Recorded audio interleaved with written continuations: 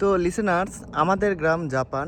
তো আমি গ্রামের পাশ দিয়ে যাচ্ছি এবং গ্রামের পাশ দিয়ে দেখেন খাম্বা আছে, কিন্তু আমাদের দেশে যে খাম্বাগুলা আছে, এই যে খাম্বা এই পাশ দিয়ে কিন্তু প্রচুর পরিমাণে খাম্বা আছে এবং বাড়িগুলো সৌন্দর্যগুলো আপনাদের দেখায়। কাঠের বাড়িগুলো যে এত সৌন্দর্য হয় এটা কিন্তু জাপানে না আসলে বোঝা যায় না। যদিও সিনেমাতে আপনারা অনেকেই দেখছেন, আপনার ভিডিওতে অনেকেই দেখছেন, তো বাস্তবে দেখার একটা ফিলই আলাদা। এই পাশ দিয়ে কিন্তু অনেক সুন্দর একটা ক্ষেত আছে।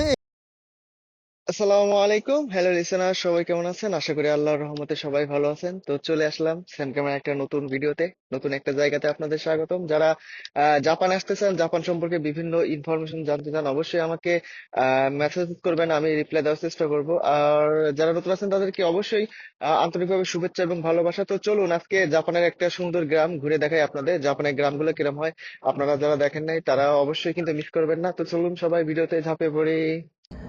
তো লিসেনার্স, আমাদের গ্রাম জাপান, অর্থাৎ আপনি যখন জাপানে আসবেন তখন জাপানের প্রত্যেকটা গ্রাম আপনার কিন্তু হয়ে যাবে। তো আমি জাপানের একটা গ্রামের ভিডিও করতেছি, আপনারা হয়তো বা জাপানের এই গ্রামের লাস্টে বলবেন হ্যাঁ জাপানই আমার গ্রাম। তো অবশ্যই কিন্তু জাপানের এই সুন্দর সুন্দর দৃশ্যগুলা, কাশফুলের যে সুন্দর একটা জঙ্গল, না এটা একটা সুন্দর একটা বাগান বলতে পারেন। কাশফুলের পাশ দিয়ে কিন্তু আপনার প্রচুর পরিমাণে কার পার্কিং করা আছে। তো অনেক সুন্দর একটা দৃশ্য। জাপানের গ্রাম অঞ্চলটা আসলে অনেক মনোমুগ্ধকর। যদিও জাপানে সেরকমভাবে মানুষজন দেখা যায় না, শহরের তুলনায় অনেক কম, তারপরেও কিন্তু অনেক ভালো লাগে, কারণ এই সুন্দর সুন্দর পরিবেশ, সুন্দর সুন্দর বাড়িগুলা আপনার কিন্তু মনের একটা গহীনে জায়গা করে নেয়। দেখেন কত ফাঁকা ফাঁকা জায়গা, আর বাড়ির পাশ দিয়ে কিন্তু কত গাড়ি। এই গাড়িগুলো দেখলেই মনে হয় যে জাপান আসলে অনেক বড় লোক। তবে জাপানেও কিন্তু অনেক গরিব লোক আছে, যারা কিন্তু অনেক সময় দেখা যায় আর কি, অনেক জায়গায় থাকে এরকম। তবে খুব সেগুলোর সংখ্যা খুব কম। আর গরিব হোক বড় লোক হোক, প্রত্যেকটা মানুষই কিন্তু অনেক সুন্দরভাবে জাপানের নিয়ম কানুন রুলসগুলা মেনে চলে। তো জাপানের একটা মাঠের মধ্যে আমি অবস্থান করতেছি, আর মাঠের চারপাশ দিয়ে আপনার বিভিন্ন ধরনের বাড়িঘর আছে। এই পাশ দিয়ে আছে সুপার মার্কেট, ওইখানে একটা সম্ভবত স্কুল বা কলেজ জাতীয় কোনো একটা কিছু। এই সাইডে আমার যাওয়া হয় নাই, তারপরেও আমি আপনাদের সামনে এর পাশ দিয়ে একটা সুন্দর একটা দৃশ্যটা আপনাদের দেখানোর চেষ্টা করতেছি। আমার সামনে দেখতেছেন ধানের ক্ষেত। এখন কিন্তু ধানের সিজন, আর জাপানে কিন্তু বেশিরভাগ সময় আপনার যে ক্ষেতগুলো থাকে সেগুলো কিন্তু আপনার পতিত পড়ে থাকে, এরকমভাবে পতিত পড়ে থাকে। আর পাশ দিয়ে যখন ধান রোপণ করে তখন প্রত্যেকটা ক্ষেতে কিন্তু আবার আবাদ করা হয়। যদিও এই বছরে একবারই ধান চাষ করা হয়, এর কারণও আছে অনেক। জাপানিজরা কিন্তু সারাটা বছর কিন্তু এভাবে ফেলে রাখে, এতে জাপানের যে জমিগুলা সেগুলো কিন্তু মাটিগুলো অনেক উর্বর হয়, এবং জাপানে কিন্তু তুষারপাত হয়, যার কারণে কিন্তু একটা কারণ। সেজন্য কিন্তু আপনার জাপানে একবারই চাষ করা হয়। তারপরেও দেখেন অত সুন্দর একটা জায়গা, আপনার পাশ দিয়ে কত সুন্দরভাবে একটা রোড চলে গেছে, প্রায় কিন্তু হাইওয়ে রোডের মতো অনেক বড় একটা রোড।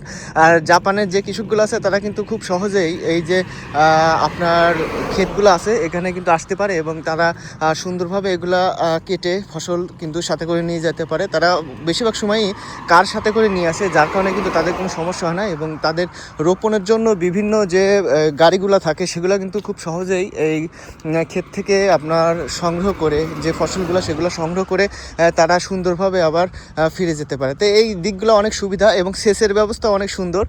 চারপাশে পানি দেওয়ার যে সেচের যে ব্যবস্থা, এটাও তাদের অনেক সুন্দরভাবে ব্যবস্থা করা আছে, যার কারণে তাদের এই যে ক্ষেত খামারের যে বিষয়টা, এটা কোনো সমস্যা হয় না। তারপরেও জাপানিজরা দিন দিন এগুলা থেকে বিমুখ হয়ে যাচ্ছে। আসলেই জাপানে যারা এই কাজগুলো করে তারা বেশিরভাগ লোকই কিন্তু আপনার অনেকভাবে শখের বশে এই কাজগুলো করে, কারণ জাপানে বেশিরভাগ লোকই চাকরিতে পছন্দ করে, যারা চাকরি বাকরি এগুলা নিয়েই পড়ে থাকে, যার কারণে কিন্তু এই ক্ষেত খামারে এখনও দিন দিন কিন্তু আস্তে আস্তে সব কিছু চলে যাচ্ছে। তো আমি চলে যাচ্ছি সামনের যে গ্রামটা, এই গ্রামটার নাম হচ্ছে কোজাকি। আর কোজাকি আমার প্রতিদিনই যাওয়া আসা হয়, কারণ কোজাকিতে আমার হচ্ছে আপনার কোম্পানি, যার কারণে প্রত্যেকটা দিন কিন্তু নারিতা থেকে কোজাকি যে স্টেশন, এখানে কিন্তু আপনার 3টা স্টেশন পাড়ি দিতে হয়।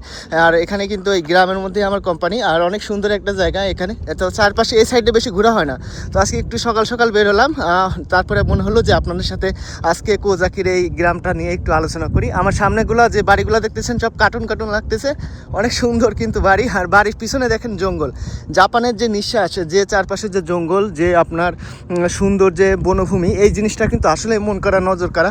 এই গাছগুলোর থেকে কিন্তু প্রচুর পরিমাণে অক্সিজেন পাওয়া যায়, যার কারণে আপনার শ্বাস প্রশ্বাসের সেরকম সমস্যা হয় না। আসলে এটা অনেকের মজার বিষয় মনে করতেছেন। আসলে আমি যখন জাপানে প্রথম আসি তখন মানে জাপানে যে নিঃশ্বাস নিচ্ছি এত সুন্দর একটা ফিল হয়, এই ফিলটা কিন্তু সব জায়গায় পাওয়া যায় না। কারণ জাপানের এই অক্সিজেনগুলো এত সুন্দরভাবে প্রাকৃতিকভাবে তৈরি হয়, এখানে কিন্তু সেভাবে কিন্তু কলকারখানা নাই বা সেভাবে দূষিত কোনো জিনিস নাই, যার কারণে কিন্তু এই যে অক্সিজেনটা অনেক সুন্দরভাবে পাওয়া যায়। আর যদিও শহর এলাকায় কিছু কিছু কলকারখানা আছে, তবুও সেই দিকগুলো আলাদা, সেই সিস্টেমগুলো আলাদা, এবং কীভাবে ক্ষতি কম হয় সেভাবে কিন্তু জাপানিজরা অনেক সুন্দরভাবে ব্যবস্থাপনা করে এবং জাপানের এই গাছগুলো সংরক্ষণ করে।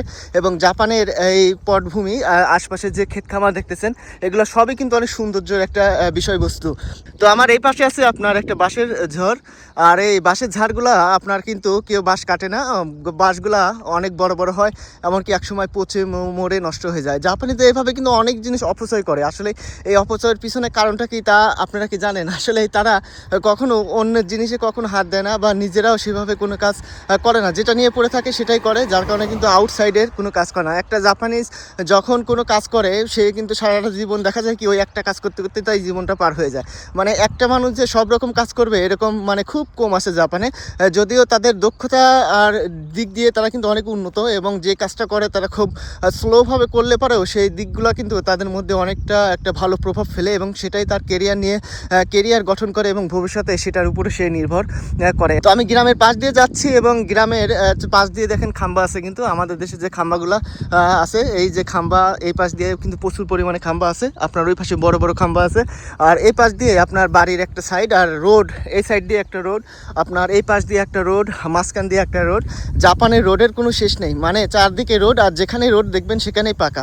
মানে পাকা নাই এমন কোনো জায়গায় পাওয়া যায় না। মানে মাঠে আপনি যখন ধান কাটতে আসবেন তখনও পাকা রোডে আসবেন, আপনি যখন পাশ দিয়ে হেঁটে যাবেন তখনও পাকা রোডে যাবেন, আপনি যেখানে যান সেখানেই কিন্তু পাকা রোড, এবং কত সুন্দরভাবে পাকা করা হয়, এবং চারদিকে সময় সময় অনেক সুন্দরভাবে ডিজাইন করা হয়। রাস্তার সাইড দিয়ে বিভিন্ন ধরনের ফুল রোপণ করা হয়, এগুলো কিন্তু অনেক সুন্দর লাগে। এই সাইডে কিন্তু ফুলের গাছ ছিল, হয়তো বা এখন শেষ হয়ে গেছে, মরে গেছে।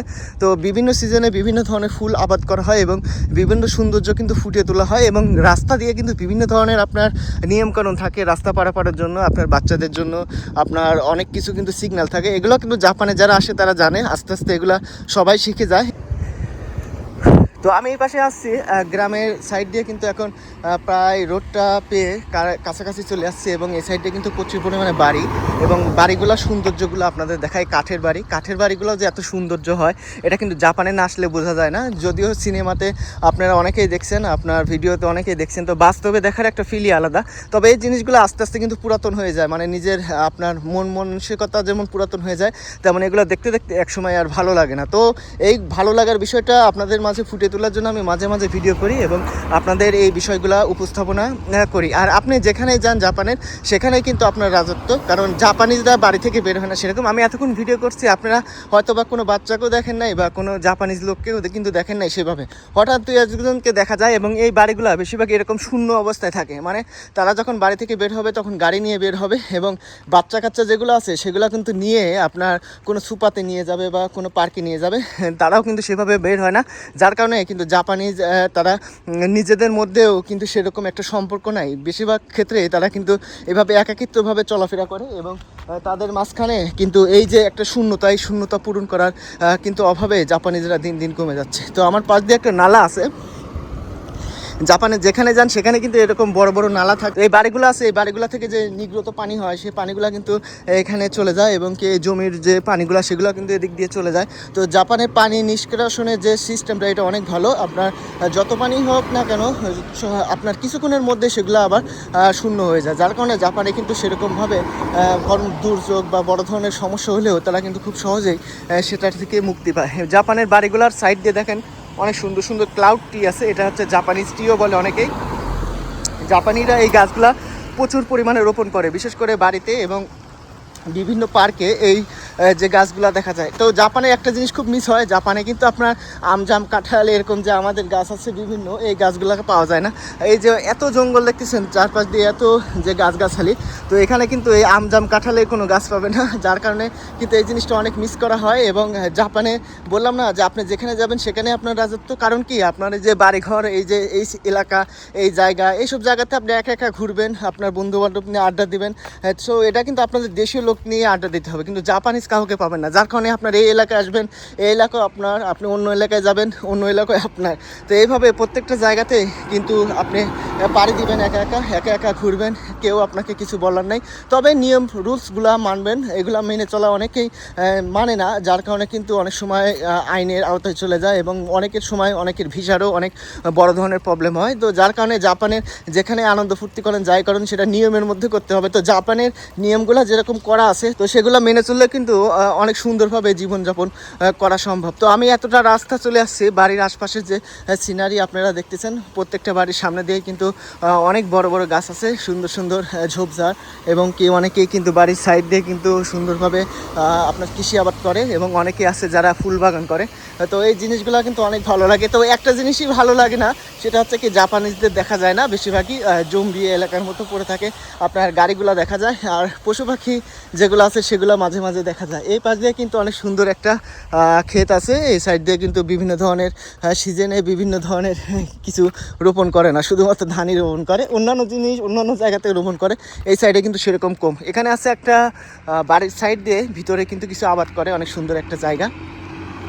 এইভাবে যেতে যেতে কিন্তু আমি অনেক দূর চলে যেতে পারবো, এর ভিডিও কোনো শেষ হবে না। তো এরকমভাবে জাপানের লাইফ, জাপানের জীবনযাত্রা। এই পাশে একটা সাকুরা গাছ আছে, সাকুরা গাছে কিন্তু এখন পাতা চলে আসছে। তো এই সাকুরা গাছের পাতা যখন শেষ হয়ে যাবে তখন কিন্তু অনেক দিন আবার সেগুলা পাতা শূন্য থাকবে, তারপরে আবার চলে যাবে। তো আমি এখানে চলে আসলাম, এখানে একটা পোস্ট বক্স আছে, এখানে আপনার একটা বাড়ির ডিজাইন। তো ঘুরতে ঘুরতে অনেক দূর চলে আসলাম, আপনাদের সাথে অনেক কিছু শেয়ার করলাম। আবার দেখা হবে নতুন কোনো একটা ভিডিওতে। আজকের মতো এখানেই বিদায়।